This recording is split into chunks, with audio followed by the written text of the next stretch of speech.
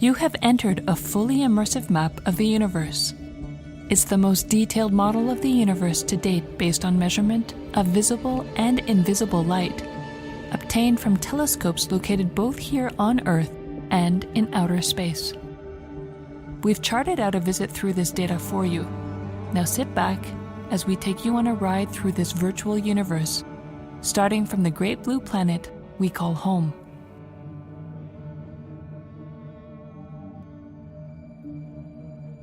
This is the night sky from Geneva. The International Space Station is making its way across the sky against the backdrop of the Milky Way. Let's go into space and see the International Space Station.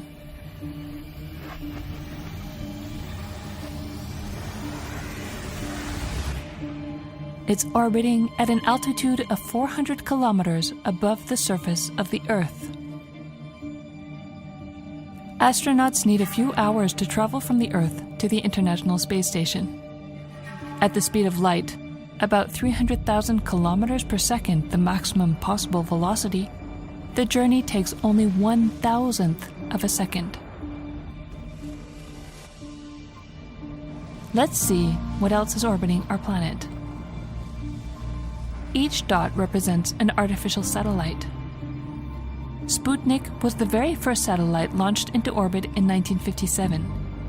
Since then, thousands of artificial satellites have been sent around the Earth. About 3,000 are currently active. The majority of them populate a variety of orbits, extending up to an altitude of 36,000 kilometers. It takes light only 1/10 of a second to go from a satellite down to Earth. Our oldest satellite is, of course, a natural one, the Moon. In 1969, we set foot on the Moon, and it remains to be the farthest place that has ever been visited by a human being. At 380,000 kilometers from the Earth, it's like traveling around the globe almost 10 times. While 4 days were necessary for the astronauts to reach the Moon, it takes light only 1 second to travel this distance. Earth is 151 million kilometers away from the Sun. Light from the Sun is 8 minutes and 20 seconds old by the time it reaches Earth. Now let's go towards Mars, the fourth and last of the rocky planets. Here we see Phobos, one of Mars' satellites. Mars has another satellite called Deimos, and they both measure about 20 kilometers across. Mars is 250 million kilometers away from the Sun. Light from the Sun is 14 minutes old by the time it reaches Mars. Mars is by far the most explored planet other than Earth. Beyond the 4 rocky planets, one encounters the 4 gas giants of our solar system: Jupiter, Saturn, Uranus, and Neptune. Launched in 1977, Voyager 2 is the only space probe to have visited all 4. Now we're going to hitch a ride with Voyager 2 back when it passed by the giants. In July 1979, Voyager 2 made its closest approach to Jupiter.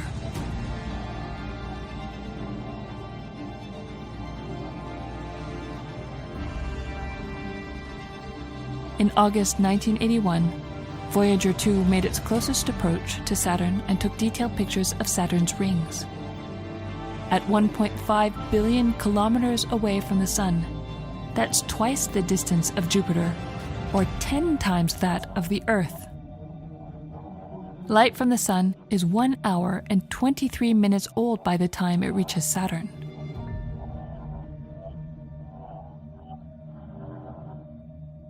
In January 1986, Voyager 2 encountered Uranus.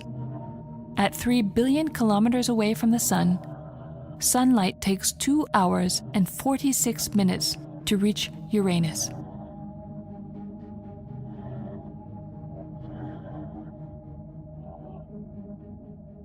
In August 1989, Voyager 2 encountered the 8th and farthest known planet of the solar system, Neptune.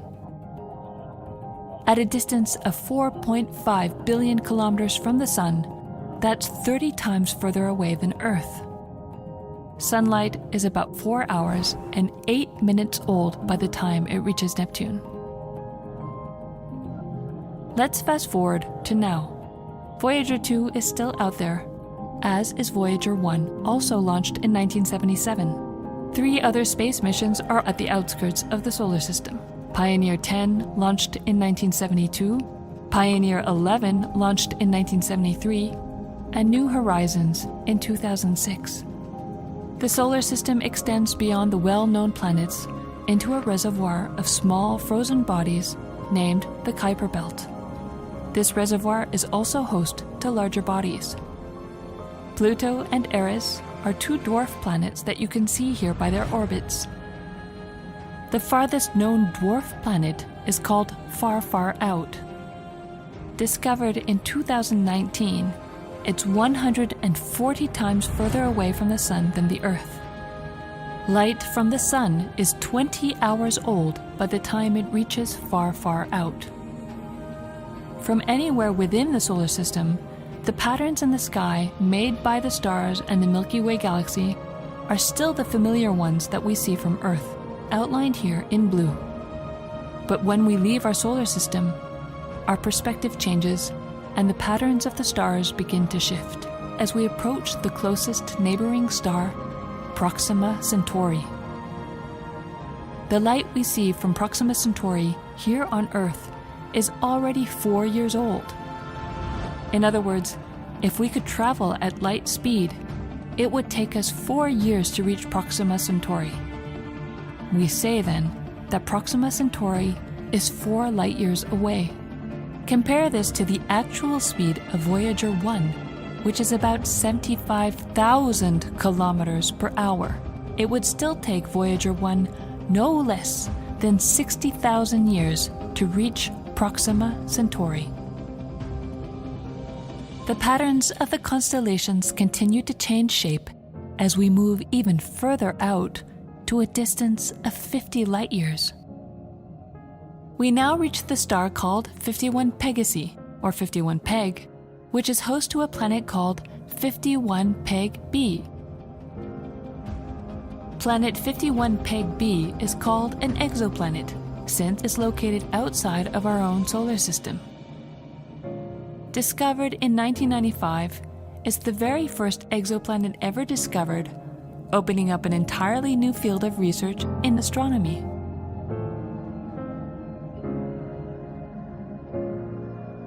When the 1936 Olympic Games were broadcast, the radio signal was strong enough to reach outer space. Since then, these broadcast signals from Earth have only multiplied. So for the past 80 to 90 years, we've essentially been sending signals into space. These signals have been traveling at light speed ever since, meaning that they've reached a distance of up to 80 to 90 light years away. That's the size of the sphere shown here.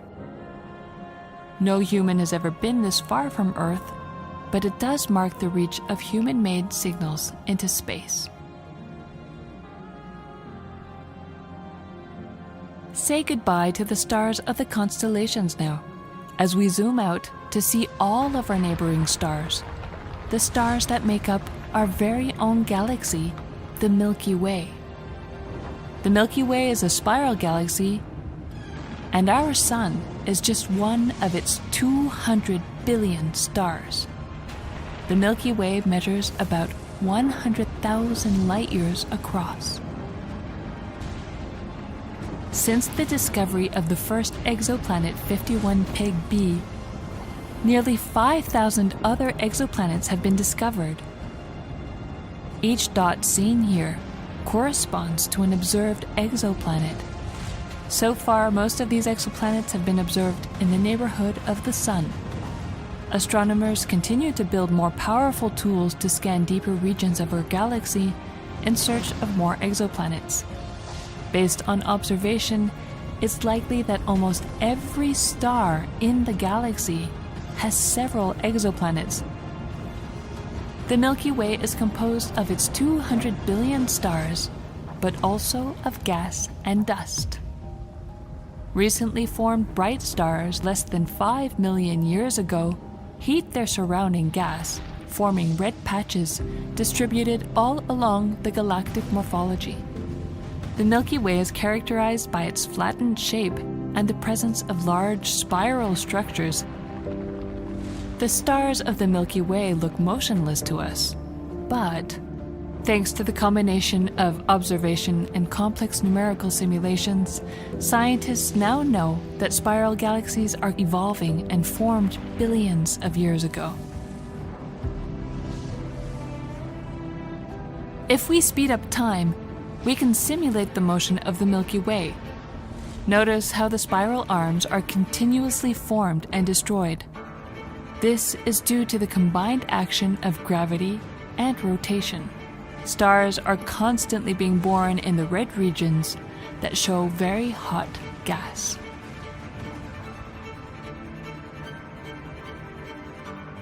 In the 1970s, careful analysis of the way spiral galaxies rotate revealed one of the most important conundrums of modern science. Stars and gas at the edge of galaxies rotate faster than expected. Either a mysterious, unseen form of matter is driving this faster rotation. This hypothetical matter is called dark matter. Or our understanding of the law of gravity is incomplete.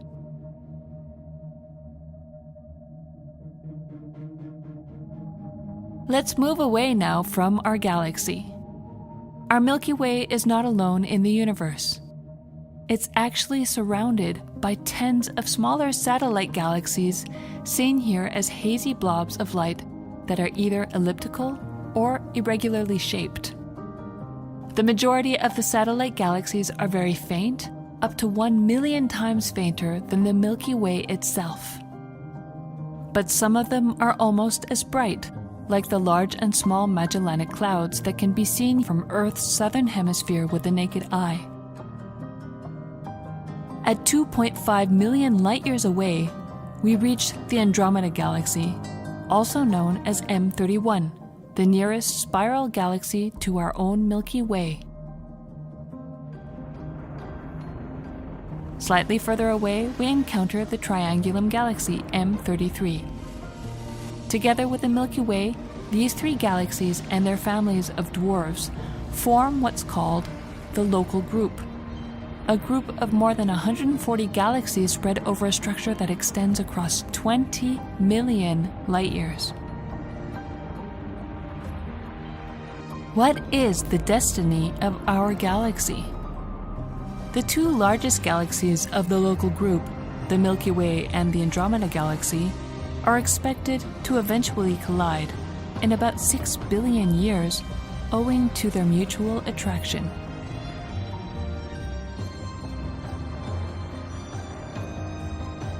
The collision will give rise to a single, giant elliptical galaxy as seen in this numerical simulation.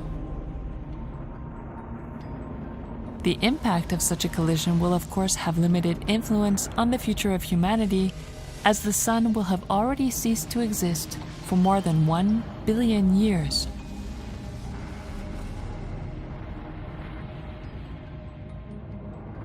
Mergers of galaxies and larger structures are ubiquitous in our universe. Let's zoom out to cosmological scales at a distance of hundreds of millions of light-years. That's the equivalent of thousands of Milky Ways across. At these scales, we discover the large-scale structures of the universe. Numerical simulations like this one show the merging of matter into complex structures over billions of years. It shows us that galaxies are not distributed evenly in space, but rather form giant filamentary structures called the cosmic web. At the intersection of those filaments, galaxies assemble together to form gigantic clusters of galaxies, seen here as bright round blobs. As time goes by, the clusters acquire greater mass from within the cosmic web filaments, while the voids and the filaments become more and more pronounced. Clusters of galaxies may contain up to hundreds of galaxies, covering a volume of about 1 million light-years in size. They contain a large quantity of gas, reaching temperatures as high as tens of millions of degrees. Scientists study the evolution of clusters and the cosmic web in order to determine the energy and matter components in our universe, as well as the law of gravity on large scales. While the cosmic web is traced by the light emitted by galaxies, the numerical simulations tell us that these large-scale structures are dominated up to 80% by dark matter. The filamentary structure that emerges in numerical simulations is in perfect agreement with observation.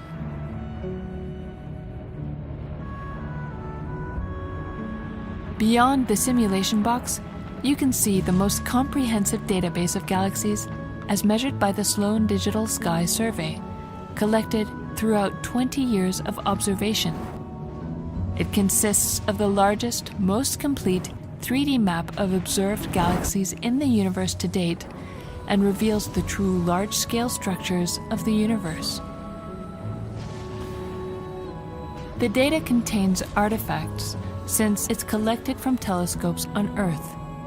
Light from distant galaxies is essentially obstructed by the Milky Way, never reaching the telescopes on Earth, and therefore leading to gaps in the data, seen here as black voids. Each bright object corresponds to a galaxy. Each galaxy contains hundreds of billions of stars, and very likely hundreds of billions of exoplanets that could potentially host life. The universe as we know it appeared 14 billion years ago in an energetic explosion called the Big Bang. As the universe expanded, it also started to cool down. The first particles started to form until electrons and protons combined to produce hydrogen, the most abundant element in the universe. When this happened only 400,000 years after the Big Bang, light could travel freely in space for the first time. As the universe continued to expand over billions of years, this first light stretched into longer wavelengths and is detected today as microwaves. This relic light of the universe in its infancy continues to reach us even now, and it's everywhere. It's called the CMB, the cosmic microwave background radiation, and the colorful pattern seen here is the measurement of this relic light as seen from Earth. The CMB sphere corresponds to the size of the observable universe and measures about 100 billion light-years across. The CMB is the very first picture of the early universe and shows fluctuations in the distribution of matter. Let's look again at a simulated portion of the universe. At these early times, the universe was nearly homogeneous, only imprinted by tiny temperature and density fluctuations. Over time, under the influence of gravity, these initial fluctuations are amplified and generate the cosmic filaments. At the intersection of those filaments, the accumulation of matter is sufficient to form the first stars. The assembly of those stars become galaxies, and the dense regions of galaxies form clusters of galaxies. Simulations like this one allow us to understand the emergence of these large-scale structures.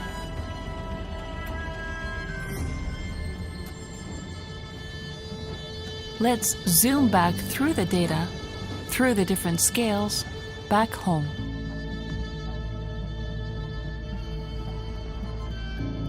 This modern view of a dynamic universe started 100 years ago with a theory of general relativity, a theory of gravitation, by Albert Einstein, boldly standing on the shoulders of giants like Copernicus, Kepler, Galileo, Newton, and many others.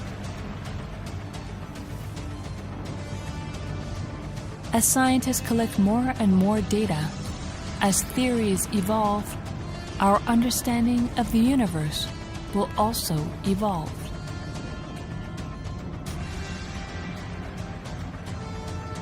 We're home. Earth. It's from Earth that we're exploring the depths of our universe. It's from Earth that we're looking at celestial light coming from the past that tells us of the history of the universe, an archaeology of light. Put into perspective of this cosmic journey, our planet is tiny and its existence is ephemeral. It has water. It has life. We wouldn't be here without this blue planet. What a precious opportunity it is to be alive on Earth.